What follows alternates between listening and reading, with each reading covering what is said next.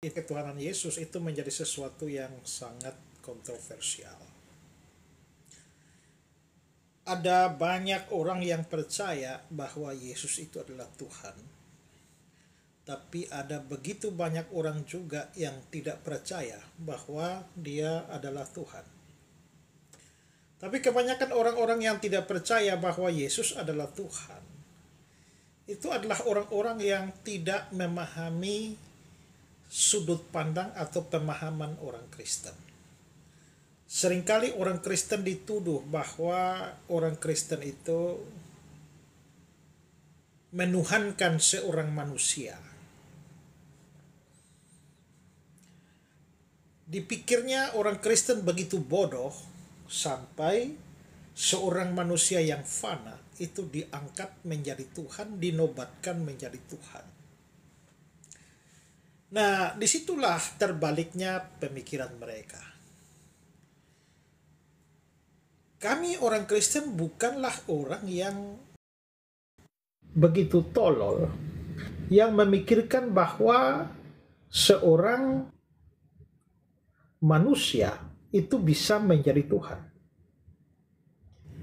Bahkan sebenarnya Tuhan pun tidak bisa membuat yang bukan Tuhan menjadi Tuhan. Karena Tuhan tuh punya sifat yang kekal sebagai Tuhan. Sehingga apabila sesuatu atau seseorang dibuat oleh Tuhan menjadi Tuhan, jelas sudah ada saat di mana dia belum menjadi Tuhan. Dan itu sudah bertentangan dengan sifat ketuhanan yang kekal. Karena itu Tuhan pun tidak bisa membuat yang bukan Tuhan menjadi Tuhan. Apalagi manusia. Jadi orang Kristen bukanlah orang yang tolol yang berpikir bahwa mereka bisa membuat seorang manusia yang bernama Yesus itu menjadi Tuhan. Satu hal yang sudah dikatakan berulang-ulang, tapi ternyata pikiran orang-orang yang anti ketuhanan Yesus ini sudah terbalik. Orang Kristen selalu mulai dengan pemikiran, bukan hanya pemikiran orang Kristen, tapi dari data kitab suci bahwa memang pada mulanya itu adalah Sang Firman atau anak Allah itu yang lalu menjelma menjadi manusia. Lalu waktu dia menjelma menjadi manusia, dia diberi nama Yesus. Jadi itu adalah Tuhan yang menjelma menjadi manusia, bukan manusia yang diangkat menjadi Tuhan. Nah, kelihatannya orang-orang tolol ini sengaja mengabaikan apa yang menjadi dasar pemikiran orang Kristen, dan mereka lalu selalu saja dengan tuduhan bahwa kami orang Kristen itu sementara menuhankan seorang manusia. Nah, karena dia adalah Tuhan, lalu dia menjadi manusia, maka perlu diketahui bahwa sifat dari Tuhan itu adalah dia tidak bisa berhenti menjadi Tuhan. Karena Tuhan itu kan kekal. Kalau Tuhan itu kekal, maka dia tidak pernah menjadi Tuhan, dan dia juga tidak bisa berhenti menjadi Tuhan.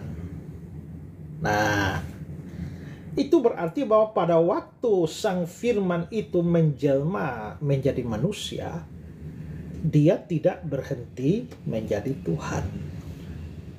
Karena itu pada waktu peristiwa Natal, itu bukanlah Tuhan stop jadi Tuhan lalu berubah menjadi manusia, bukan.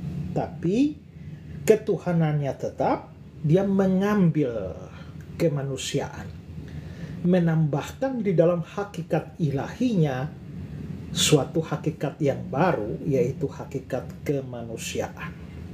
Karena itu ditambahkan, maka dia itu mempunyai dua hakikat di dalam satu pribadi, yaitu hakikat ilahi atau hakikat sebagai Allah, dan hakikat insani, yaitu hakikat sebagai manusia. Tapi kedua hakikat itu menyatu di dalam satu pribadi. Karena itulah maka masing-masing hakikat itu mempunyai sifatnya sendiri-sendiri, yaitu ada sifat-sifat kealahan dan ada sifat-sifat kemanusiaan. Sifat-sifat kealahan itu membuktikan bahwa dia memang adalah Allah atau Tuhan. Sementara sifat-sifat kemanusiaan itu membuktikan bahwa dia adalah manusia. Kesalahan berpikir banyak orang adalah mereka menjadikan sifat-sifat kemanusiaannya untuk menolak kealahan atau ketuhanannya. Sementara yang lain lagi adalah menjadikan sifat ketuhanannya untuk menolak kemanusiaannya.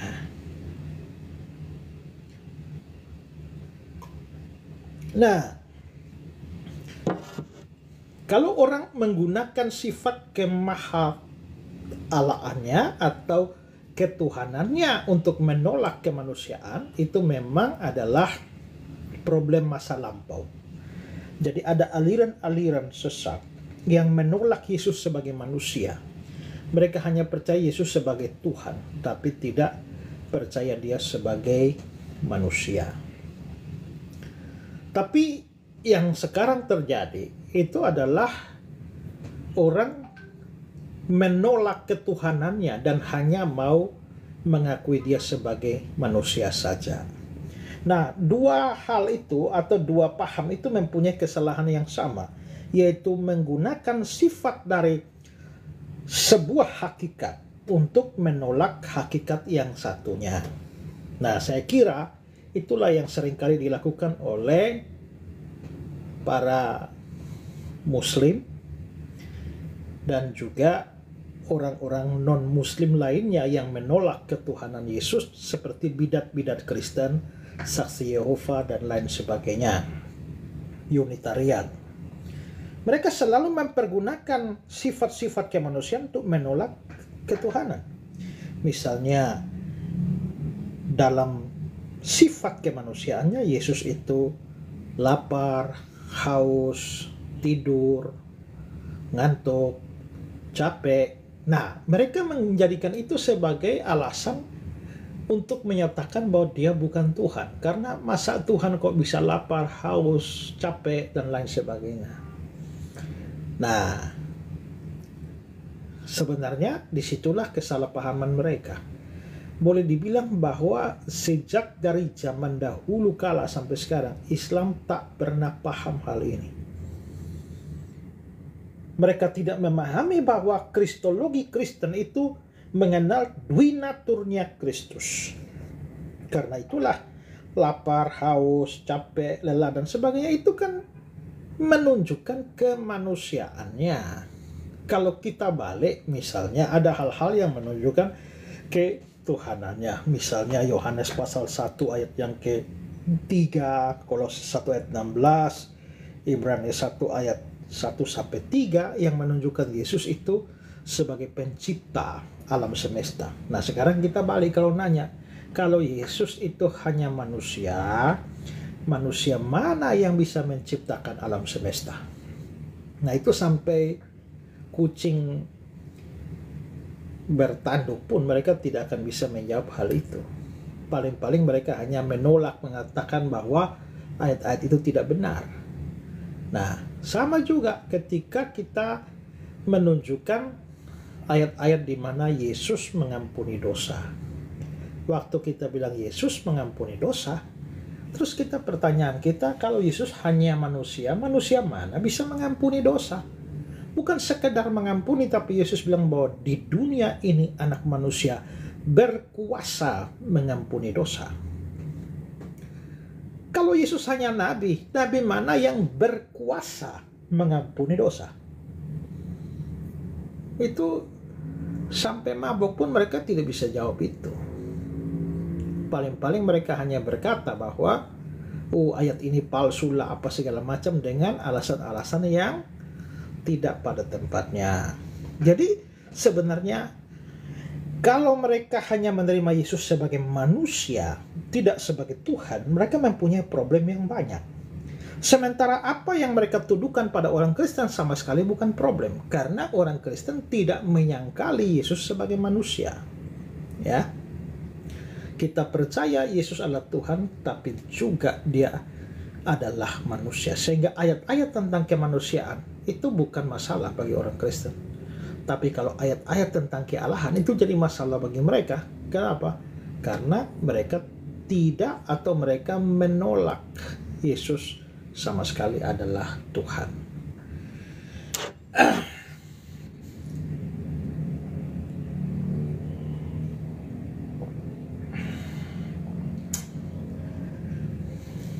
Ya, terkait dengan kristologi ini, kalau ada yang mau bertanya silakan. Saya mau lihat di dalam komen-komen ini. Kalau ada komen yang layak untuk saya jawab, akan saya jawab. Tapi kalau komen-komen sampah, saya tidak akan menjawab.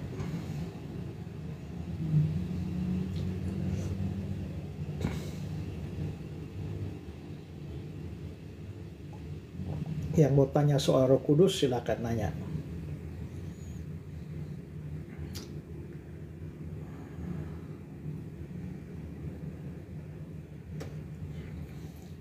Yang menolak Yesus adalah antikristus. Ya, anti itu artinya melawan atau menolak, melawan, menolak, menyaingi atau membenci, itu antikristus. Jadi orang-orang yang menolak Yesus sebagai Kristus itu adalah antikristus memang. Hanya antikristus itu ada dua macam. Ada antikristus kecil dan antikristus besar. Di dalam bahasa Yunaninya menggunakan antikristus besar itu menggunakan kata sandang, yang dalam bahasa Inggris diterjemahkan the Antichrist, sang antikristus. Nah, itu antikristus besar. Nah, antikristus besar belum muncul, tapi antikristus kecil ini sudah muncul banyak. Termasuk semua orang yang bikin komentar menyembah membenci Kristus dan sebagainya, yaitu mereka tuh antikristus itu. Dan di balik antikristus itu sebenarnya adalah iblis. Jadi iblislah yang dibalik mereka, atau iblislah yang menjadi bapak mereka itu. Ya.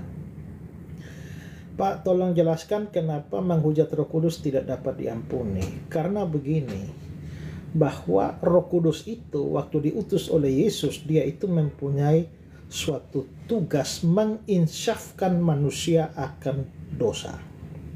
Nah, jadi manusia bisa insyaf dosa, sadar dosa itu karena pekerjaan Roh Kudus. Jadi kalau orang berdosa kepada Bapa, ya Roh Kudus menyadarkan, menginsyafkan dia sadar, sehingga akhirnya dia meminta ampun dan diampuni. Kalau seseorang berdosa kepada Yesus atau menghujat Yesus, itu dia disadarkan oleh Roh Kudus. Roh Kudus dia menjadi sadar, memohon pengampunan. Tapi kalau orang itu menghujat roh, nah Roh Kudus adalah roh yang menginsyafkan. Nah, kalau yang menginsyafkan itu dihujat, ya maka kalau dia menahan pekerjaannya dari orang yang menghujat itu, maka orang itu tidak pernah merasa berdosa. Dan karenanya dia tidak akan pernah meminta ampun untuk dosa itu, dan dia tidak diampuni. Coba lihat saja kan, ada banyak orang yang datang mampir di live ini, lalu mereka boleh menghujat sini sana dan sebagainya. Tapi apakah mereka sadar bahwa mereka bersalah? Apakah mereka sadar bahwa mereka berdosa? Tidak, mereka tidak sadar. Mereka kira mereka sedang melakukan kebenaran atau kebaikan. Nah, kalau Roh Kudusnya menjamah hati mereka, ya mereka menjadi insyaf akan dosa mereka. Tapi kalau tidak, ya mereka tidak insyaf. Dan karena tidak merasa itu dosa, ya lalu mereka tidak memohon pengampunan. Dan pengampunan kan hanya ada di dalam Yesus. Mereka tidak memohon pengampunan, bagaimana mereka bisa diampuni? Itulah sebabnya orang yang menghujat Roh Kudus itu adalah membuat dosa kekal. Nah, menghujat Roh Kudus itu seperti apa? Nah, sebenarnya itu harus dipahami dari konteksnya di Matius pasal 12. Di Matius pasal 12 itu, Yesus menyembuhkan seseorang. Ketika Yesus menyembuhkan seseorang, ada ahli-ahli Taurat yang ada di situ. Lalu mereka mengatakan, waktu Yesus menyembuhkan orang itu, orang-orang yang ada di situ banyak yang lihat, lalu mereka bilang, orang ini agaknya adalah Mesias. Nah, orang awam saja itu sudah bisa lihat bahwa Yesus Mesias. Mengapa? Karena dalam perjanjian lama itu kan sudah ada nubuat bahwa kalau Mesias datang, Mesias akan mencelikan orang buta. Nah, begitu Yesus mencelikan orang buta, orang bisu, maka orang-orang awam langsung sadar, kayaknya dia ini Mesias. Nah, kalau orang awam saja bisa mengerti, apalagi ahli-ahli Taurat, mereka pasti tahu persis Yesus itu adalah Mesias. Hanya saja, karena kebencian mereka kepada Yesus, sehingga mereka alih-alih mengakui Yesus adalah Mesias, tapi malah mereka mengklaim bahwa dia mengusir setan dengan kuasa Belzebul, penghulu setan. Padahal Yesus melakukan itu dengan kuasa Roh Kudus. Maka pekerjaan Roh Kudus itu diklaim sebagai pekerjaan dari Belzebul, penghulu setan. Maka di situ kita bisa lihat di situ bukan pribadi Kristusnya, tapi pekerjaan Roh Kudus melalui Kristus itulah yang diklaim sebagai pekerjaan setan. Sementara dalam hati dan pikiran mereka, mereka yakin bahwa itu dari Roh Kudus. Dan itu benar-benar dari Allah sendiri. Nah, tapi kebencian menutupi mata mereka, sehingga akhirnya walaupun hati dan pikirannya percaya, tapi mulutnya mengucapkan yang lain. Nah, itu lalu akhirnya Yesus bilang kalimat-kalimat itu. Siapa menghujat Bapa, diampuni, anak diampuni, tapi Roh Kudus tidak dapat diampuni. Jadi sebenarnya dosa menghujat Roh Kudus itu memang agak langka, tapi kelihatannya itu merujuk pada orang yang hati dan pikirannya sebenarnya mengakui Yesus dari Allah karena pekerjaan Roh Kudus, tapi kebencian begitu menutupi dia sehingga dia akhirnya alih-alih membuat pengakuan tapi malah mengeluarkan kalimat-kalimat hujat. Ya. Oke. Itu maknanya.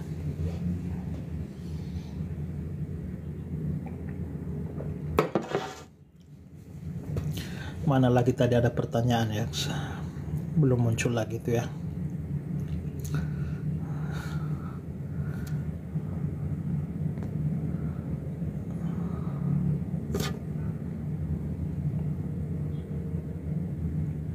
Apakah bisa dikatakan kalau yang mengeraskan hati akan kebenaran Kristus termasuk menghujat roh? Belum tentu, karena mereka mengeraskan tapi mereka belum tentu mengeluarkan kata-kata yang menghujat, ya. Nah, tapi kalau mereka mengeraskan hati karena mereka memang tidak percaya, ya memang mereka melakukan dosa yang besar. Tapi ini adalah mereka sebenarnya dalam hati percaya, pikiran setuju, tapi tidak mau mengakui, malah mulut menghujat. Nah, itu maksudnya ya.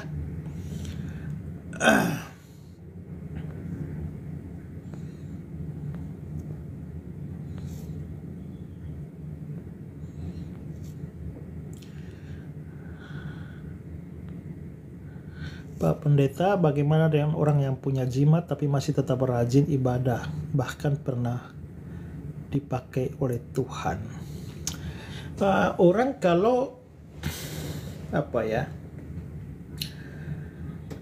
dia melayani tapi rajin ibadah tapi dia pakai kuasa gelap, ya sebenarnya dia bukan orang sungguh-sungguh orang percaya. Dia hanya Kristen KTP saja, ya. Nah, tapi jangan heran kalau dia pernah dipakai oleh Tuhan, karena Yudas Iskariot itu juga bukan orang percaya, tapi dia dipilih oleh Yesus. Lalu di Matius pasal 10 kita bisa melihat bahwa dia diutus bersama dengan rasul-rasul yang lain, diutus untuk melayani, untuk beritakan Injil, untuk menyembuhkan orang sakit, bahkan membangkitkan orang mati. Pasti Yudas ikut. Tapi kata-kata Yesus bahwa aku telah memilih kamu yang 12 ini, tapi salah satu dari antara kamu adalah iblis, menunjukkan Yudas tidak pernah sungguh-sungguh jadi orang percaya.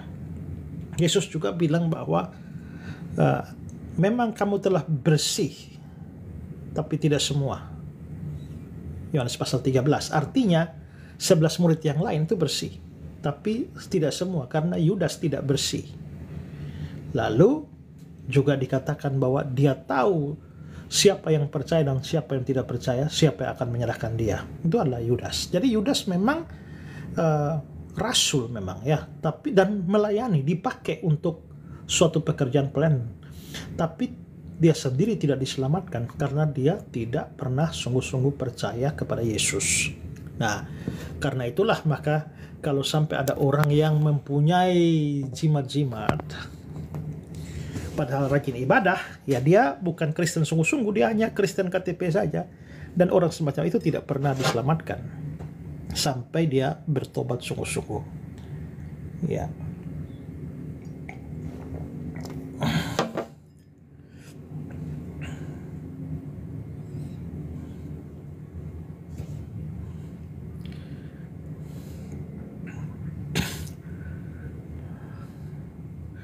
Apakah Rasul Paulus membatalkan hukum Taurat?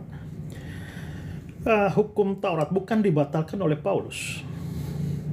Hukum Taurat itu ada 3 macam.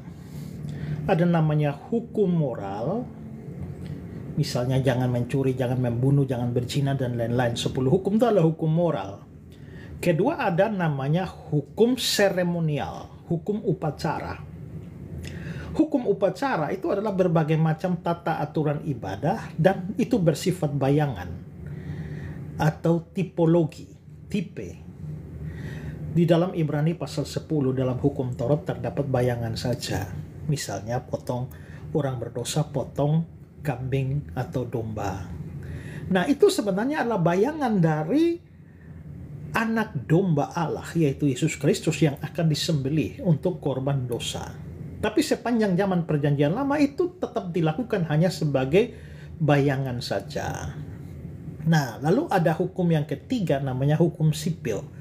Hukum sipil itu semacam peraturan-peraturan undang-undang Israel pada waktu itu. Misalnya, kalau orang yang kedapatan berzina harus dilempar dengan batu sampai mati. Nabi palsu harus dihukum mati. Anak yang kualat kepada orang tuanya harus dihukum mati. Contohnya begitu. Nah, apakah hukum sipil ini masih berlaku? Tidak. Karena itu adalah semacam undang-undang Israel waktu itu yang sifatnya teokrasi. Ketika bangsa Israel telah dikuasai oleh bangsa lain seperti bangsa Roma, maka yang diberlakukan adalah aturan undang-undang Romawi. Karena itulah di Yohanes pasal 8 ketika ada perempuan kedapatan berzina, Yesus pun tidak menghukum perempuan itu karena Roma menetapkan bahwa penduduk jajahan tidak mempunyai hak menghukum mati. Hanya pihak Roma yang punya hak menghukum mati. Itulah sebabnya untuk membunuh Yesus pun para ahli Taurat tidak bisa melakukan sendiri tanpa persetujuan Roma. Maka mereka butuh keputusan Pontius Pilatus sebagai gubernur Romawi. Baru bisa dihukum mati. Jadi hukum sipil tidak berlaku. Bagaimana dengan hukum seremonial? Hukum seremonial itu kan bayangan. Bayangannya apa? Yesus. Seperti tadi saya bilang kambing domba itu adalah bayangan dari korban Kristus. Nah, begitu korban Kristusnya sudah berkorban, lah ngapain kita ke bayangan lagi? Jadi itu memang di dalam Ibrani 9 ayat 10 itu hanya berlaku untuk tiba masa pembaharuan. Nah, di dalam Kolose 2 ayat 15 itu Paulus menyatakan itu, tapi bukan Paulus yang membatalkan. Paulus menyatakan bahwa dengan matinya Kristus sebagai manusia, dia membatalkan hukum Taurat dengan semua ketentuannya. Nah, itu hukum seremonial. Konteksnya menetapkan begitu. Jadi Paulus cuma menyatakan, bukan Paulus yang meniadakan. Sementara hukum moral itu masih terus berlangsung sampai hari ini. Makanya orang tetap tidak boleh membunuh, tidak boleh bersaksi dusta, tidak boleh nyembah berhala, dan lain sebagainya. Jadi hukum seremonial, makanya dulu ada aturan orang berdosa potong kambing domba. Sekarang setelah Yesus mati, masakan kita potong kambing domba lagi? Yang realitanya sudah datang kok, kembali kepada bayangan. Bagaimana sih? Jadi sebenarnya kita sudah meninggalkan sistem korban binatang itu 2000 tahun yang lalu. Tapi ada agama yang sampai hari ini masih pakai korban binatang. Ya, padahal itu hukum lama yang sudah ditinggalkan. Jadi sebenarnya kalau ada orang Islam yang jadi Kristen, dia mengalami kemajuan 2000 tahun itu. Tapi kalau ada Kristen jadi mualaf itu, wah, dia mengalami kemunduran 2000 tahun. Saudara mau maju atau mau mundur? Itu ya. Jadi bukan Paulus yang meniadakannya. Apalagi? Saya jawab pertanyaan yang penting saja, yang sampah-sampah atau muntahan-muntahan di sini tidak layak saya jawab ya. Baik, tanda pertama seorang dibaptis Roh Kudus itu apa? Banyak orang menganggap bahwa tanda pertama dibaptis Roh Kudus itu adalah bahasa roh. Tapi itu salah ya. Apa sih baptisan Roh Kudus itu? Baptisan Roh Kudus itu bukan Roh Kudus membaptis kita. Tapi Yesus membaptis kita dengan menggunakan Roh Kudus. Kalau baptisan Kristen gunakan air, yang membaptis pendeta. Yang dibaptis ya orangnya yang mau bertobat, mau percaya. Apa yang dipakai untuk membaptis? Air. Nah begitu juga baptisan Roh Kudus itu, siapa yang membaptis? Yesus. Siapa yang dibaptis? Orang Kristen yang sungguh-sungguh percaya. Dibaptis pakai apa? Pakai Roh Kudus. Jadi Roh Kudus itu adalah elemennya. Nah, kalau studi yang mendalam tentang konsep apa sih yang dimaksudkan yang dibaptis dengan Roh Kudus, dibaptis dengan Roh Kudus itu artinya menerima Roh Kudus. Jadi kalau saudara tanya, tanda pertama seseorang menerima, seorang dibaptis dengan Roh Kudus itu apa? Menerima Roh Kudus itu apa? Apakah bahasa roh? Tidak harus. Karena ada orang yang menerima Roh Kudus, mereka berbahasa roh, tapi ada juga yang tidak. Bahkan ada orang yang dikatakan penuh dengan roh, tapi tidak pernah berbahasa roh. Seperti Stefanus misalnya, Yohanes Pembaptis misalnya. Jadi, kita bisa melihat bahwa kadang-kadang ada orang yang diberikan bahasa roh, kadang juga tidak. Tanda yang paling penting itu adalah kalau Roh Kudus itu mendiami seseorang, maka namanya saja Roh Kudus, dia akan melakukan yang namanya pengudusan. Begitu dia melakukan pengudusan, maka akan muncullah apa yang disebut sebagai buah roh. Ya, maka tanda kepenuhan Roh Kudus lebih kepada karakter Kristiani daripada karunia rohani. Ada semangat memberitakan Injil. Kita lihat Kisah pasal 2, setelah murid-murid dibaptis dengan Roh Kudus pada hari Pentakosta, memang mereka berbahasa roh, tapi juga spirit pemberitaan Injilnya tuh begitu hebat. Kecintaan kepada firman Tuhan itu juga bisa menjadi tanda. Karena itulah kalau ada orang yang mewajibkan atau mengharuskan bahasa roh itu ingat tuh karunia ya, bukan buah roh. Kalau buah roh harus dimiliki setiap orang. Kalau karunia kan seorang diberikan, yang lain tidak. Karena itu tidak boleh mengharuskan semua orang berbahasa roh. Itu ajaran yang salah itu. Oke.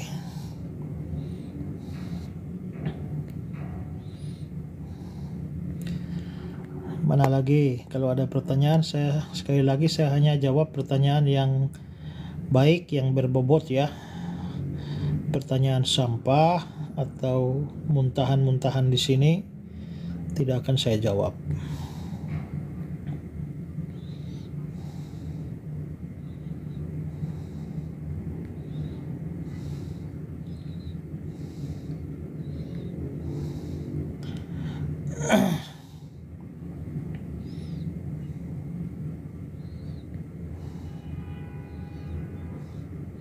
Bentar ya, saya cari-cari pertanyaan yang saudara berikan ya.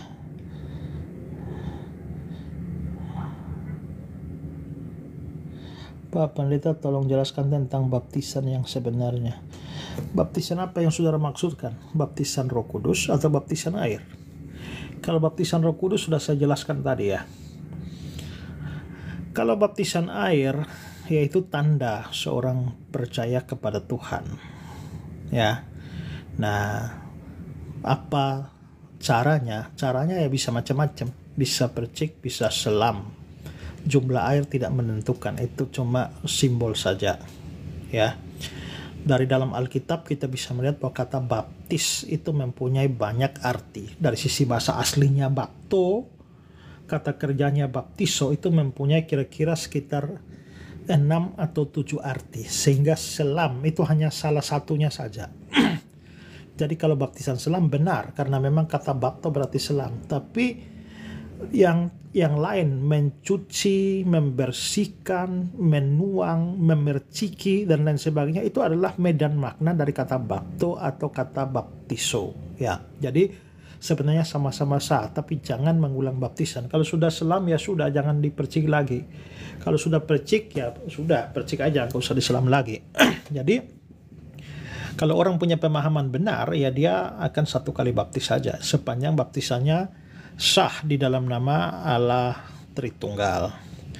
Nah, saya itu ada mualaf yang nama Jesslyn itu ya, katanya 7 kali dibaptis, lalu itu dibangga-banggakan seolah-olah dia orang Kristen yang hebat karena 7 kali dibaptis, lalu dibangga-banggain. Justru 7 kali dibaptis itu menunjukkan kebotolan dia ya, karena kalau dia punya pemahaman yang benar, dia jangankan sampai 7, dia nggak akan 2 kali. Banyak orang Kristen yang tidak paham itu sampai 2 kali baptis ya. Oke lah, tidak paham lah ya, tapi kalau sampai 3, 4, apalagi 7, itu betul-betul bebal itu ya. Jadi harusnya itu sesuatu yang memalukan sebagai orang Kristen, bukan sesuatu yang dibanggakan.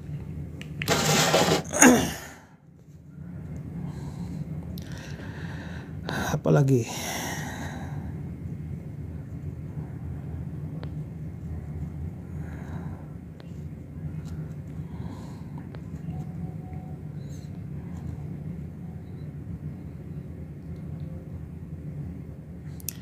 Pak Pendeta, sebenarnya yang salah itu kan pola pikir dan keyakinannya atas suatu benda itu kan. Apa yang saudara maksudkan ya? Mungkin ada pertanyaan lanjutan atau bagaimana ya? Saya kurang memahami konteks pertanyaannya.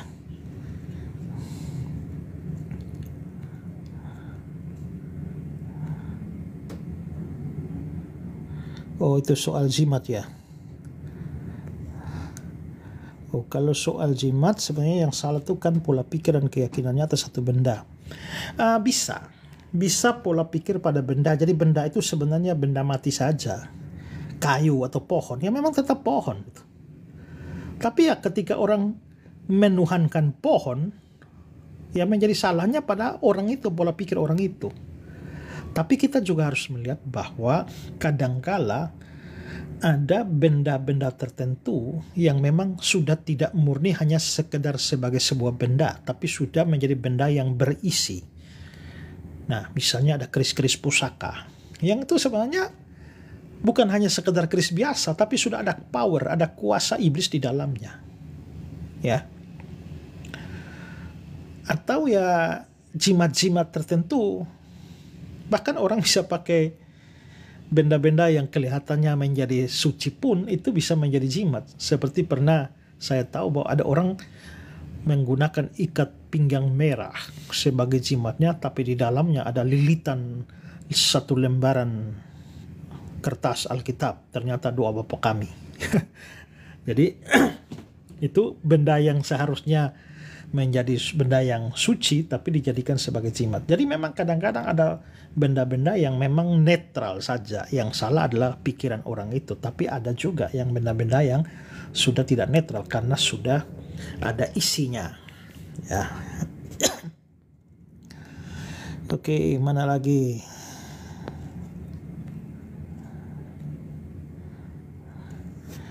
Elia Meron, Pak Esra lagi di mana? Saya lagi di Surabaya ini ya. Ya, lagi kosong waktunya sedikit ya, bisa live ngisi waktu aja. Besok akan melanjutkan yang besok pagi ada pelayanan di Surabaya, lalu sore malamnya di Jakarta.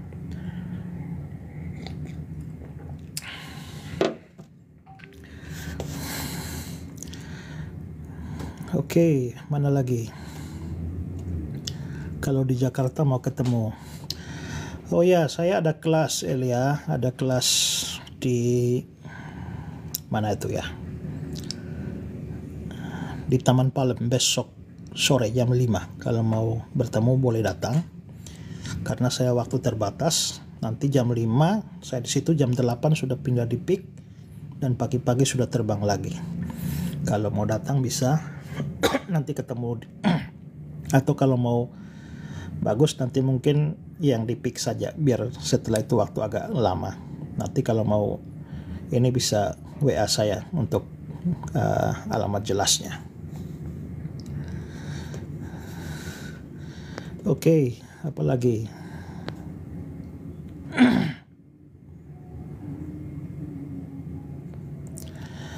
Bagaimana tanggapan Pak Pendeta tentang pernyataan Paus Fransiskus bahwa homoseksual adalah dosa tapi bukan kejahatan?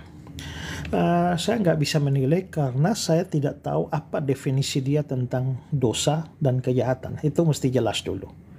Ya, maksudnya dosa tapi bukan kejahatan tuh yang gimana sih? Adakah dosa yang bukan kejahatan?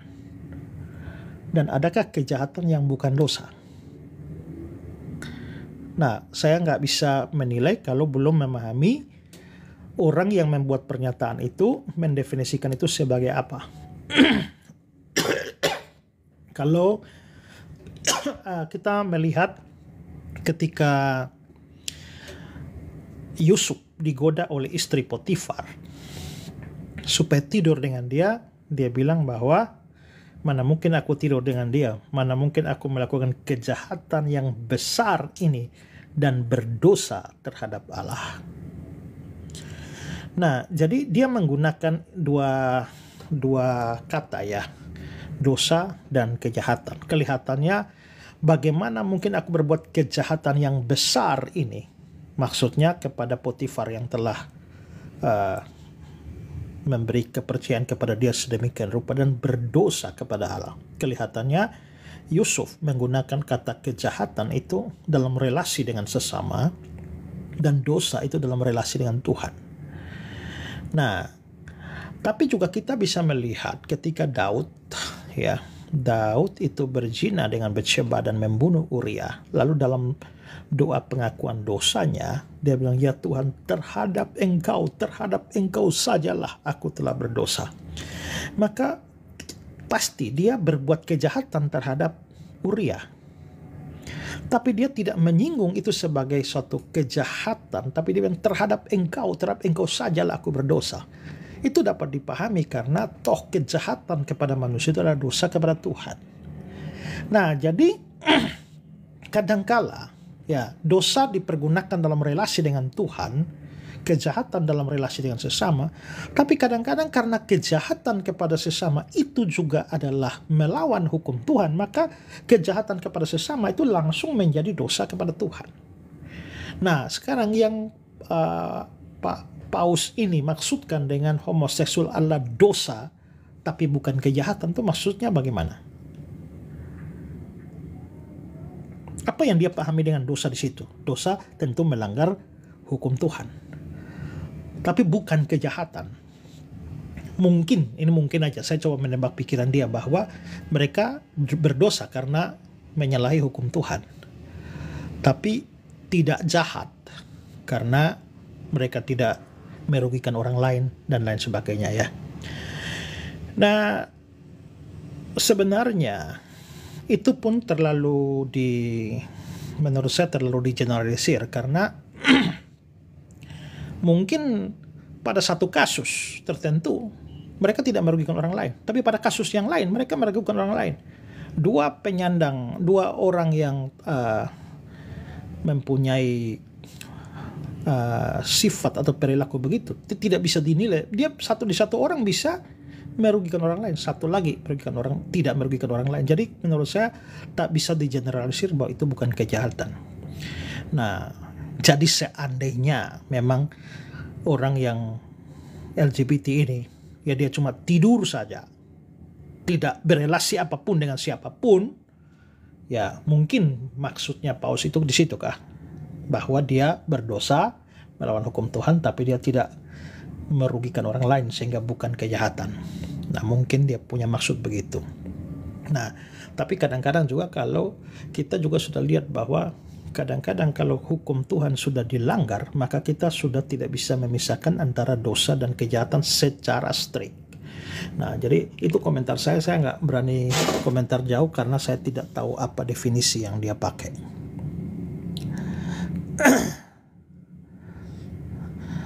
Pak, apakah Paus bisa salah mengenai ajaran iman? Ya, memang menurut orang Katolik, kalau Paus bicara secara ex cathedra, itu dia tidak bisa salah. Tapi itu doktrin mereka. Kalau orang Protestan tidak percaya yang demikian, ya. Dan dalam kenyataannya, Paus yang satu pun bisa punya ajaran yang berbeda atau bertentangan dengan Paus yang lain. Nah, kalau dua-dua sama-sama tidak bisa salah, berarti kebenaran bertentangan dong. Ya. Tapi ya, kita tidak urus dengan kepercayaan mereka lah.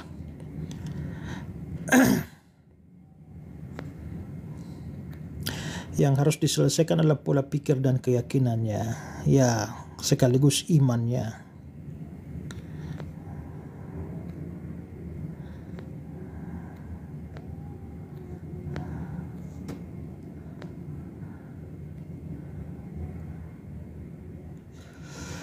Menurut Pak Pendeta, kenapa dulu Daud diizinkan Yahweh punya istri lebih dari satu? Dari mana saudara tahu bahwa Tuhan mengizinkan dalam pengertian merestui? Kalau Tuhan mengizinkan dalam pengertian apapun yang terjadi pada akhirnya dalam izin Tuhan, ya kita bisa lihat bahwa Adam dan Hawa pun juga jatuh dalam dosa. Kalau Tuhan tidak kehendaki, kan begitu Hawa mau makan buah, kan dia tinggal muncul aja kan. Kau ngapain di situ? Kan nggak jadi. Tapi ternyata Tuhan biarkan itu terjadi. Ya, jadi dosa pun itu bisa terjadi. Kalau Tuhan mau mencegah manusia berdosa, itu kan bisa saja. Ya, begitu mau berdosa Tuhan muncul. Ya, begitu mau berdosa Tuhan tempeleng dari langit sana. Ya tidak jadi berdosa dong. Nah, tapi Tuhan membiarkan. Jadi bahwa Tuhan membiarkan hal itu terjadi tak berarti bahwa itu tidak dosa. Sejak dari awal kitab Kejadian, kita sudah bisa melihat bahwa Allah menetapkan seorang laki-laki bagi seorang perempuan bagi seorang laki-laki. Berarti pernikahan yang standar itu bersifat monogami, bukan poligami. Nah, memang pada zaman-zaman kemudian, zaman-zaman kerajaan di sekitar wilayah timur dekat kuno, itu ada satu kebudayaan dan pemikiran bahwa kebesaran seorang raja itu terlihat juga dari berapa banyak istri gundik yang dia punya. Itulah sebabnya kadang-kadang kalau ada raja yang ditaklukkan, maka raja penakluknya itu mengambil semua istri dan gundiknya. Belum tentu itu kan masalah hypersex begitu, bukan. Tapi karena kebesaran seorang raja itu adalah ya punya istri berapa, punya gundik berapa. Nah, ini sama kayak orang zaman dulu itu ya. Kalau hitung kayanya dari mana? Kekayaan dihitung dari punya kambing berapa, domba berapa, ya, punya unta berapa, kan gitu. Abraham tuh kan dirinci tuh kekayaannya dia dengan binatang-binatang. Begitu juga Ayub kan. Nah, zaman itu begitu, kebesaran seorang raja ditentukan dari berapa. Itulah sebabnya maka Salomo itu sampai punya istri sama gundik itu kan 1000. Ya, itu bukan semata-mata persoalan seks. Kalau itu masalah seks, saudara, bayangkan saja itu. Dia bisa punya istri gundik sampai 1000, kalau satu hari dengan satu orang, itu baru kembali ke wanita pertama itu mungkin 3 tahun lebih tuh, baru dia bisa balik itu ya.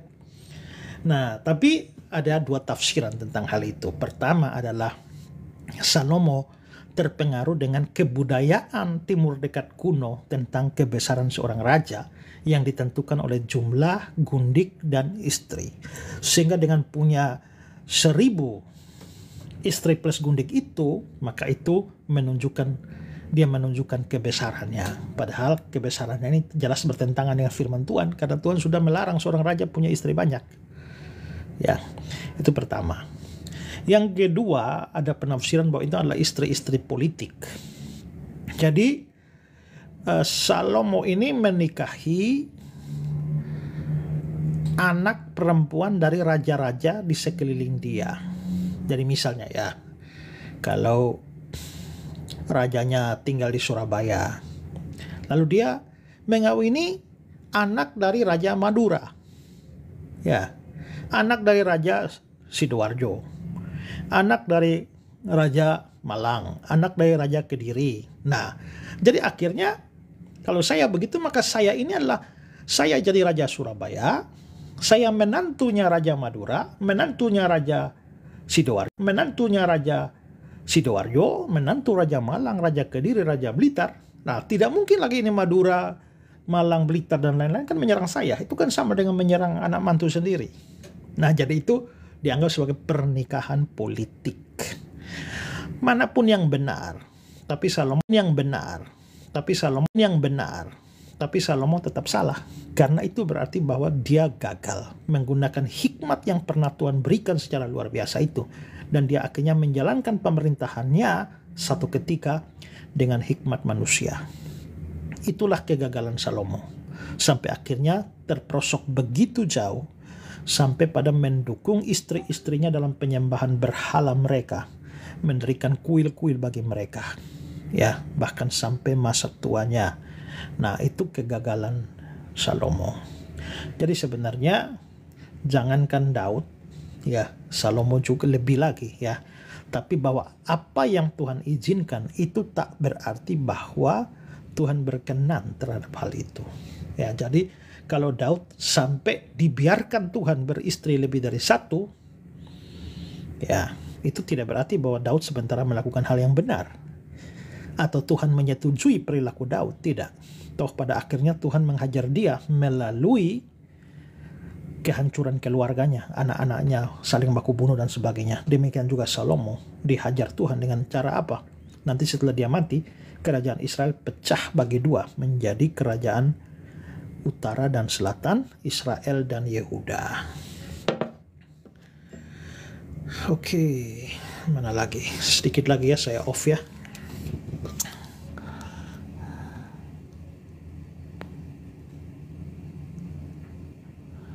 Pak, bagaimana tanggapannya tentang paus yang mengizinkan pemberkatan di gereja? Ya memang pemberkatan di gereja boleh, nggak di gereja juga nggak apa-apa. Adam dan Hawa juga diberkati tidak di gereja itu. Pemberkatan apa nih maksudnya, saudara ya?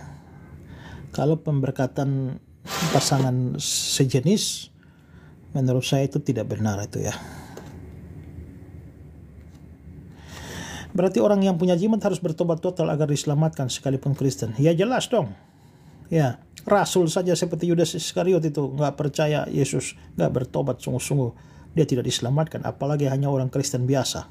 Ya. Nah, orang juga tidak pakai jimat pun kalau tidak sungguh-sungguh percaya kepada Yesus, terima Yesus sebagai juru selamat, dia tidak bisa selamat. Apalagi pakai jimat.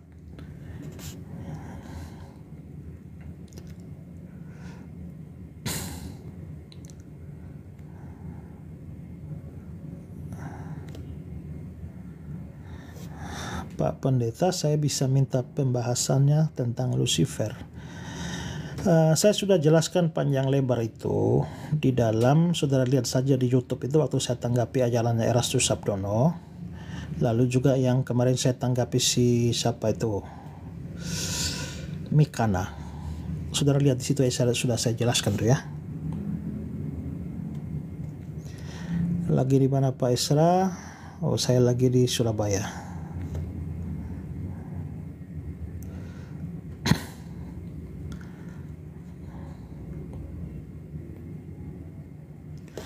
Tolong cerita masa dari Maliaki hingga Perjanjian Baru ada waktu yang kosong yang tidak tercatat. Itu namanya silent period. Jadi memang kitab-kitab Perjanjian Lama itu berakhir kira-kira tahun 400 sebelum Masehi. Nah, lalu tidak ada lagi suara kenabian. Tahu-tahu masuk zaman Perjanjian Baru, itu jaraknya sekitar 400 tahun. Nah, dalam 400 tahun itu tidak ada catatannya di dalam Alkitab. Tapi banyak peristiwa itu terjadi. Sumber-sumber literatur intertestamental itu muncul di sana. Ya. Nah, walaupun orang Protestan itu tidak menerima kitab-kitab apokrif Deuterokanonika sebagai firman Tuhan, tapi itu tetap mempunyai nilai sejarah seperti kitab 1 Makabe dan 2 Makabe yang mengisi kekosongan 400 tahun itu. Saudara kalau baca Makabe 2 Makabe akan ada cerita panjang lebar tentang peristiwa, terutama peralihan kekuasaan dari Persia ke Yunani dan Yunani ke Romawi. Karena kalau kita melihat di dalam Alkitab itu ya, setelah era Asyur dihancurkan oleh Babilonia, lalu Babilonia menjadi penguasa dunia tapi ditaklukkan oleh Media Persia melalui Raja Kores, dan selanjutnya Persia juga di zaman Darius itu dihancurkan oleh Raja Makedonia Yunani Alexander the Great. Lalu banyak hal terjadi di sana, terutama proses Helenisasi di mana kebudayaan Yunani disebarkan ke hampir seluruh dunia yang dikenal pada waktu itu. Apalagi Alexander Agung menguasai begitu banyak wilayah ya, sampai Eropa, Asia, Afrika. Nah, tapi nanti Alexander Agung mati muda dan kerajaannya dibagi menjadi 4 ya, oleh ya seperti Ptolemeus, Seleucus ya, dan 2 orang yang lain. Nanti ada 2 orang yang paling berperang, paling gigih, yaitu dinasti Ptolemeus dari Mesir dan Seleucus dari Syria. Itu panjang lebar peperangannya, kadang-kadang menang, kadang-kadang kalah, dan celakanya orang Yahudi, tanahnya orang Yahudi itu ada di antara itu, maka mereka selalu pindah kekuasaan terus. Kalau Seleucus menang, mereka beralih ke Syria. Kalau Ptolemeus menang, mereka beralih ke Mesir. Nah, sampai akhirnya kita juga melihat bahwa kekuatan Yunani makin lama makin melemah. Walaupun kebudayaannya semakin kuat, tapi pada akhirnya dengan kebangkitan Romawi, ketika Romawi perang banyak di dalam sejak dari Julius Caesar sampai pada perebutan kekuasaan antara Gaius Octavianus dengan Marcus Antonius, terjadi perebutan kekuasaan yang panjang untuk diceritakan, lalu dimenangkan oleh Gaius Octavianus yang nantinya dia membawa apa yang disebut sebagai Pax Romana, perdamaian Romawi. Lalu dia mulai menata ulang kehidupan masyarakat, membawa perdamaian untuk seluruh Roma, dan Roma dia melakukan sensus penduduk dan lain sebagainya, maka dia dianggap sebagai orang yang membawa kedamaian bagi dunia, sehingga si Gaius Octavianus itu diberi gelar sebagai Raja Damai. Dia juga disebut sebagai penyelamat Soter, dan karena itu maka dia dianggap jelmaan dewa Agustus, sehingga dia lalu diberi gelar Kaisar Agustus. Maka Kaisar Agustus menjadi berkuasa, seluruh daerah jajahan diberikan kepada para raja wilayah dan juga para prokurator atau gubernur. Maka di wilayah Yudea dipasanglah Pontius Pilatus sebagai gubernur, sementara karena jasa dari bapaknya Raja Herodes kepada Marcus Antonius, dia diangkat sebagai Herodes diangkat sebagai raja wilayah. Dan begitu Kaisar Agustus mengalahkan Marcus Antonius, si Herodes kembali lagi menyatakan bakti setianya kepada Kaisar Agustus, sehingga jabatannya sebagai raja wilayah tetap. Itulah sebabnya pada waktu Yesus dilahirkan, yang memerintah sebagai raja wilayah itu adalah si Raja Herodes ini ya. Dan nanti akhirnya pada waktu Yesus mati itu di bawah gubernur Romawi, yaitu Pontius Pilatus. Nah, jadi peralihan dari dicatat dalam perjanjian lama itu kan Persia. Zamannya Ahasiweros, Artasasta, zaman Esra, Nehemia pulang dari pembuangan, itu kan zamannya Persia. Zaman Yunani belum. Nah, zaman Yunani itu terjadi pada masa silent period 400 tahun itu, bersama dengan peralihan dari Yunani ke Romawi, sehingga tahu-tahu muncul dalam perjanjian baru sudah Romawi. Nah, kalau kita bisa tahu banyak cerita di dalam masa intertestamental itu, maka kita bisa dapat memberikan penjelasan lebih dalam tentang berbagai macam hal di dalam perjanjian baru, dan itu menjadi latar belakangnya. Ya, saya sudah menulis panjang lebar tentang itu dalam buku saya, Israel Dulu, Kini, dan Nanti. Saudara bisa lihat bukunya tuh di Tokopedia. Ya, saya nggak tahu alamatnya, pokoknya saudara cari saja nama saya Ezra Soru. Di bookstore-nya di Tokopedia tuh ada 3 buku Israel Dulu, Kini, dan Nanti. Itu saya bahas panjang lebar mulai dari sejarah Israel Abraham sampai pandangan eskatologi tentang bagaimana nasib terakhir Israel pada akhir zaman. Oke, waktu sudah habis, saya mau ngajar online lagi ya. Firman Tuhan mengatakan baptis selam itu firman Tuhan. Mana ayat Alkitab suruh baptis selam? Kalau fakta baptis selam ada, tapi harus baptis selam tidak, ya. Karena banyak kata baptis yang tak berarti di selam. Murid-murid yang dapat Roh Kudus itu di Kisah pasal 2 itu juga baptisan Roh Kudus loh. Tapi murid-murid tidak diselamkan dalam Roh Kudus. Roh Kudus yang dicurahkan di atas para muridnya. Oke.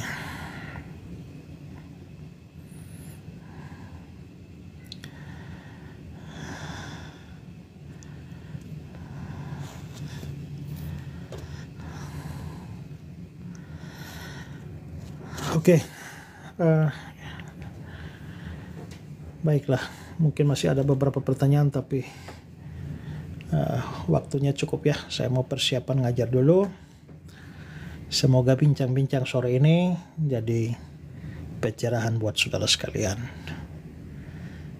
Mohon maaf untuk yang bertanya dengan baik dan berbobot tapi tidak sempat saya jawab. Kalau yang bertanya lagi nyampah atau muntah di sini, ya memang tidak layak untuk saya jawab. Tuhan memberkati saudara sekalian. Shalom.